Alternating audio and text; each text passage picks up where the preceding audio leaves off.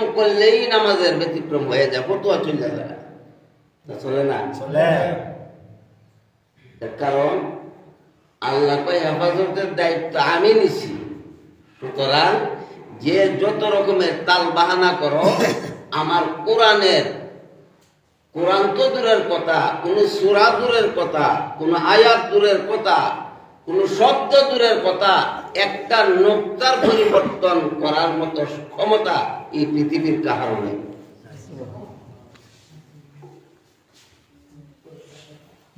কারণ এর জিম্মাদারি এবং হেফাজতের সম্পূর্ণ দায়িত্ব আল্লাহর হাতে নিয়ে গেছে।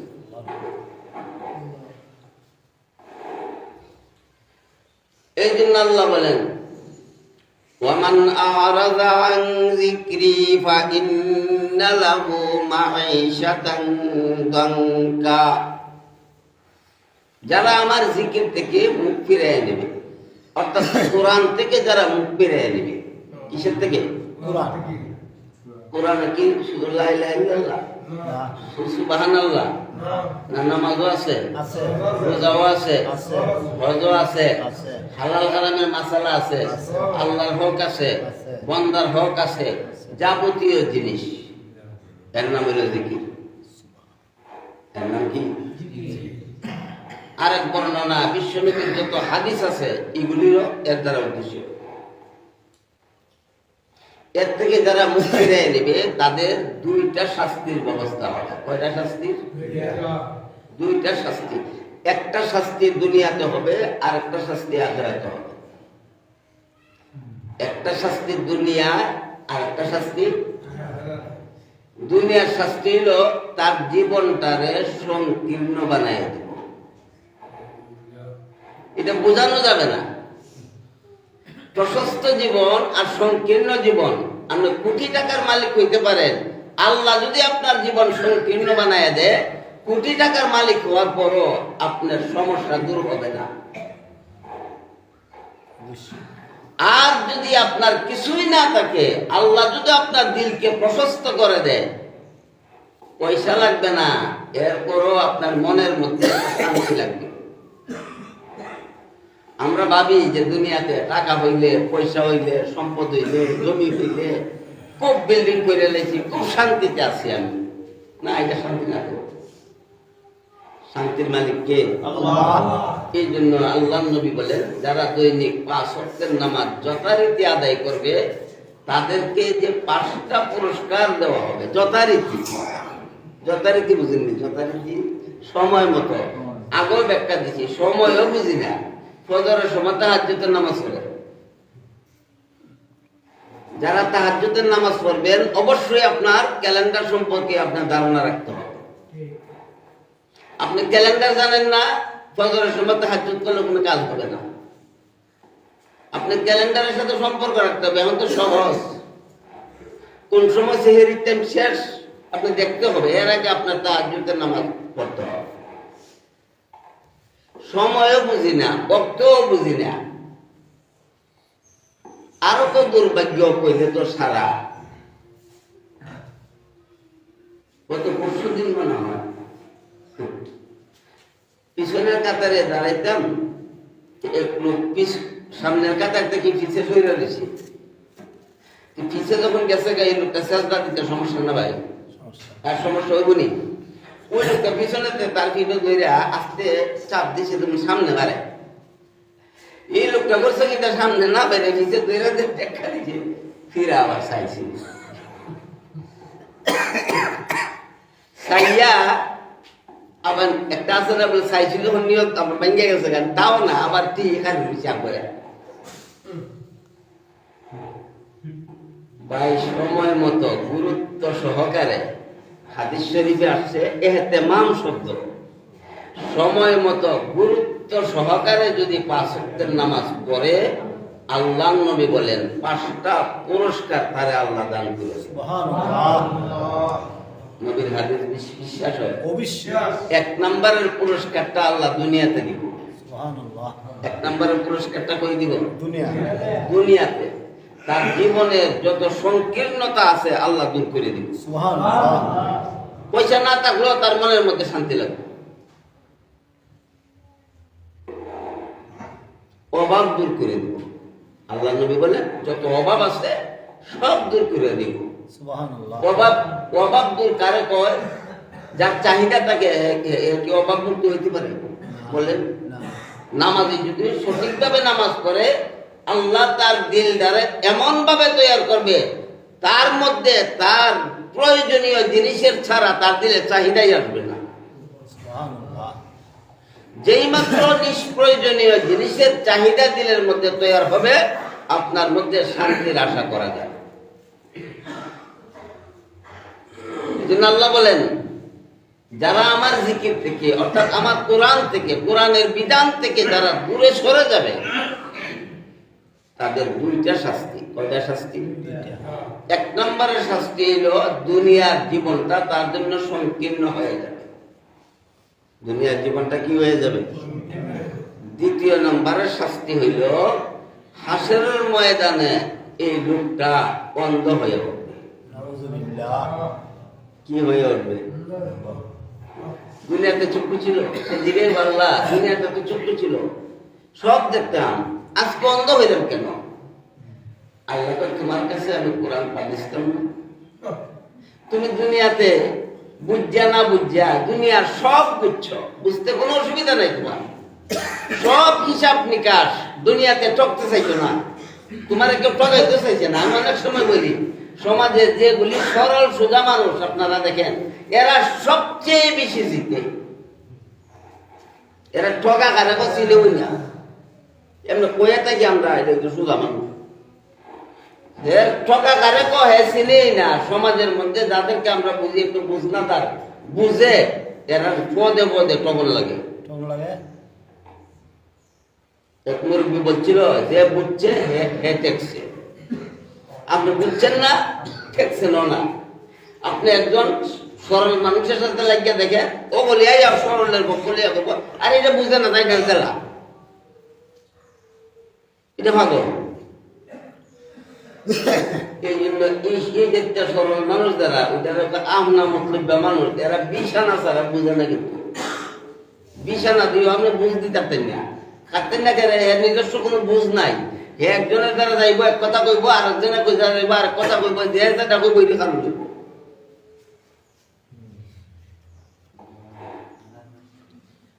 আল্লাহ বলেন যারা আমার জিকির থেকে অর্থাৎ কোরআন এবং সুন্নাহ থেকে যারা দূরে সরে যাবে, কোরআন সুন্নাহর বিধান থেকে যাবতীয় বিধান, কোন একটা বিধান অস্বীকার করে না।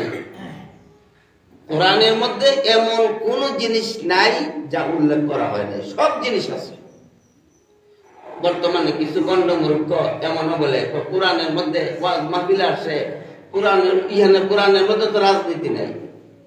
আর কিছু বলে তুমি আর বাপ লাগতো বলে কোরআনে রাজনীতি নাই, সুলাইমান আলাইহিস সালাম কি আর দাদা লাগতো? সারা বিশ্ব পৃথিবীর বাদশা ছিল কিনা? ইউসুফ আলাইহিস সালাম মিশরের প্রধানমন্ত্রী ছিল কিনা? আল্লাহ নবী মদিনার প্রেসিডেন্ট ছিলেন কিনা? কোরআন মানছে? বলেন হ্যাঁ কোরআন মানছে। কোরআন কি রাজনীতি বাহিরে না কোরআনের মধ্যে রাজনীতি আছে? আছে। চুরি নাই, গম চুরি নাই, ডাকাতি নাই, বদমাশি নাই। কারণ কোরআনের নীতি চালু হয়, যারা বলে কোরআনের রাজনীতি নাই তাদের স্বার্থের মধ্যে আঘাত আসবে, সাদাবাজি করতে পারবে না।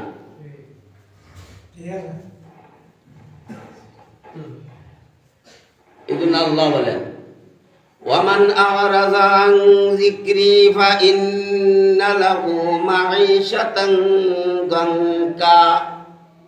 যারা আমার জিকির থেকে অর্থাৎ কোরআন সুন্নাহর মতাদর্শ থেকে যারা মুক্তি নেবে, আল্লাহ বলেন তাদের দুইটা শাস্তি। এক নম্বরের শাস্তি হইল দুনিয়ার জীবনে শান্তির আশা করা যায় না, তার জীবনটারে আল্লাহ সংকীর্ণ বানাই দিব। জীবনটারে কি বানাই দিব? বলেন জীবনটারে কি বানাই দিব? সংকীর্ণ। তার মধ্যে প্রশস্ততা থাকবে না। লক্ষ লক্ষ টাকা মাসে কামাইতে পারে কিন্তু মনটা ছোট থাকবে। মনটা কি থাকবো? ছোট থাকবো। তার মনের মধ্যে তেমন সাহস থাকবে না, তার জীবনটা আল্লাহ সংকীর্ণ বানাই দিছে।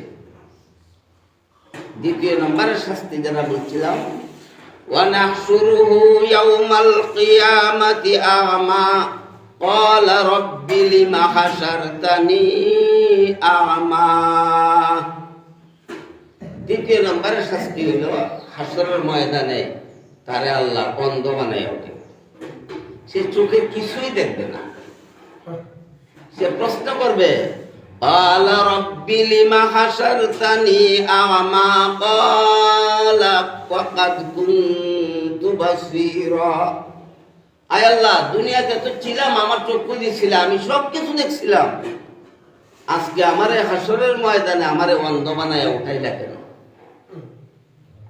আল্লাহ এর জবাব দিবেন কাযালিকা আতাতকা আয়াতুনা ফানাসিতাহা ওয়া কাযালিকাল ইয়াউমা তুনসা। তুমি আমার প্রশ্ন করো তোমারে কেন অন্ধ বানাইলাম, কারণ তুমি বুঝো না দুনিয়াতে আমার কোরআন নবীর হাদিস গেছিল, আমার এই জিকির কোরআন হাদিসের মতাদর্শ তোমার সামনে ছিল, থাকার পরেও তুমি না দেখার বান্দইরা অন্ধ সাজ্জা আসলা। ঘুমের মানুষে ডাক দিলে কিন্তু জাগায় যা, ঘুম থেকে না জাগায় যা না। ঘুমের মানুষে ডাক দিলে ঘুম থেকে কি করা যায়, কিন্তু সজাগ মানুষ যদি ঘুমাই থাকে, ঘুমের বান্দইরা থাকে, আপনি সারাদিন চিল্লাইয়া তারা ঘুম থেকে জাগ্রত করতে পারবেন? পারবেন না। তোমারও তো দুনিয়াতে চক্ষু দিছিলাম, সব কিছু দিছিলাম, বিবেক দিছিলাম, বুদ্ধি দিছিলাম, সব করছিলাম, কিন্তু নিজের স্বার্থের জন্য স্বার্থের উপর আঘাত আসবে, এই জন্য তুমি আমার জিকির থেকে গাফেল ছিলা, এই জন্য তোমার শাস্তি একটা না দুইটা দিলাম। এক নম্বরে দুনিয়ার জীবনে তোমার জীবনটাকে সংকীর্ণ করে দিলাম, দ্বিতীয় নম্বরে তোমার অন্ধ বানাইয়া উঠাইলাম। যেহেতু তুমি আমার দুনিয়াতে বুল্লা ফেলেছিলা, আজকে আমি আল্লাহও তোমার বুল্লা লেছি। আমরা কি চাই হাসরের ময়দানে আল্লাহ আমরা বুল্লা লেত? বলেন চাই? না চাইলে কি করতে হবে? আল্লাহর বিধান পালন করতে হবে না? পালন করা লাগবে না? প্রত্যেকটা বিধান সাধ্য মতো, প্রত্যেকটা বিধান আল্লাহর হক, বন্দার হক, প্রত্যেকটা বিধান সাধ্য মতো পালন করব। যেটা না পারি এটা ডিনাই করব না, স্বীকার করব যে আল্লাহ এটাও তোমার বিধান। সাধ্যের বাইরে নাই বিধান। বলেন একজন গরিব মানুষ, তার উপর কি হজ ফরজ? সে হজ করতে পারে? হজ কি অস্বীকার করতে পারবো? কথা বলছেন, অস্বীকার করার ক্ষমতা আছে? হজ করতে পারি না, আমি গরিব, কিন্তু আমি হজ আমি অস্বীকার করতে পারবো না। আমি গরিব, আমার যাকাত আমার উপর ফরজ হয়েছে না, বরং যাকাত খাই, আমি খাওয়ার যোগ্য, কিন্তু যাকাত যে আল্লাহর পক্ষ থেকে ফরজ, এটাকে অস্বীকার করতে পারবো? অস্বীকার করলে ঈমান থাকবো? ঈমান থাকবো।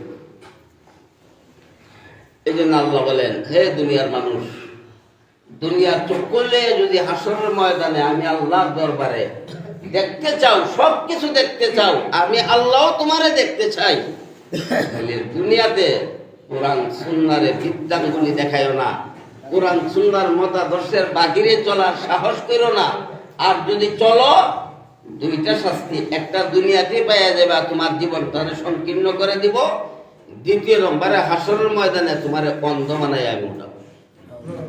এটা তো হাসরের মাঠে শাস্তি আছে। বলেন, যে লোকটারা আল্লাহ হাসরের মাঠে অন্ধ বানাইয়া উঠাইব, এই লোকটা কি জান্নাতে যাওয়ার কোনো আশা আছে? বলেন, কোনো আশা নেই। আমরা তো জান্নাতে যেতাম চাই, হাসরের মাঠে আমরা অন্ধ থাকতে চাই না। আমরা হাসরের মাঠের দৃশ্য দেখতে চাই, জান্নাতে যাইতে চাই, আল্লাহর দিদার আমরা লাভ করতে চাই। সুতরাং দুনিয়ার জীবনে যতদিন বেঁচে থাকবো, কোরআন সুন্নাহ মোতাবেক, কোরআন সুন্নাহর মতাদর্শের বাহিরে আমরা চলবো না। সবাই বলি ইনশাআল্লাহ। আল্লাহ আমাদের সবাইকে তৌফিক দান করুন। আমিন। ওয়া আখিরু দাওয়ানা